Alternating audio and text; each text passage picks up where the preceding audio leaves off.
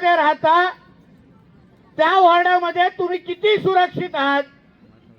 आजूबाजूला होणारे जे हिरवं आक्रमण आहे त्या हिरवं आक्रमणाला एक हिंदू म्हणून तुम्ही कसं एकजूट राहता हे पण अतिशय महत्वाचं आहे बांधवांनो, एक लक्षात घ्या. मला आठवतंय काही गेल्या वर्षी काय 2 वर्ष अगोदर तुमच्या या चांदिवली विभागामध्ये मी आलो होतो.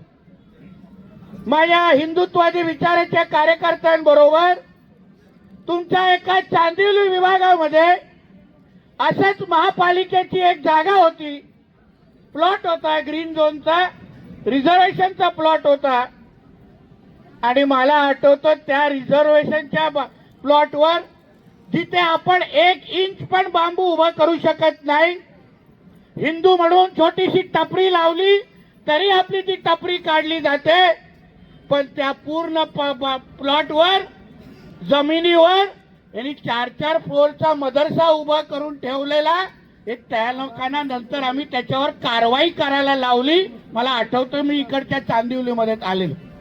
म्हणून तुम्हाला मी आवर्जून सांगतो, या मुंबई महानगरपालिकेमध्ये ज्याचा उल्लेख आमच्या नितेश सिंहजींनी केला, हे जे काय 2 ठाकरे बंधू एकत्र आलेत ते फक्त हिंदू मतांमध्ये फूट पाडण्यासाठी आलेले आहेत, एक लक्षात घ्या. मराठीचा मुद्दा पुढे करायचा आणि हिंदूंमध्ये फूट पाडायची, एवढंच सरळ कार्यक्रम आहे. आता यांनी मध्ये मराठी सक्तीचा विषय काढला. सबको बोलना शुरू किया कि आपको मराठी ही आना चाहिए. फिर अगर हमको मराठी आना चाहिए, फिर मराठी की सख्ती किसके ऊपर करने गए? सिर्फ हमारे हिंदू भाइयों के ऊपर ही करने गए. गरीब हिंदुओं को मारना, पीटना और उनके मुंह से ही मराठी बोलवाना. बाकी किसी के भी इन लोग को हाथ लगाने की हिम्मत नहीं.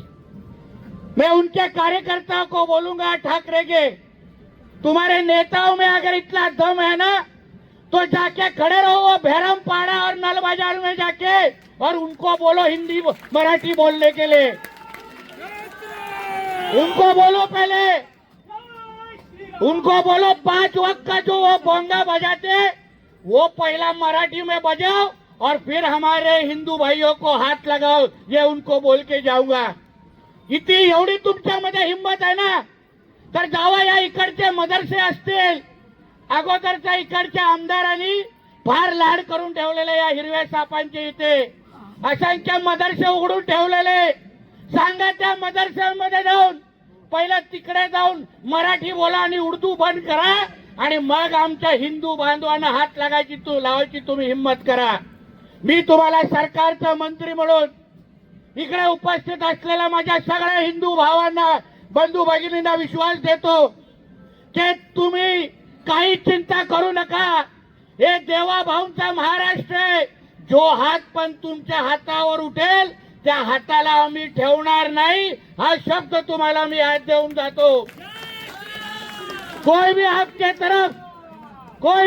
तरफ अगर गंदे नजर से देखता होगा तो वो आके हम जगह पे रखेंगे नहीं. ये सरकार का मंत्री म्हणून मैं बन के आपको मैं शब्द दे के जाता हूं.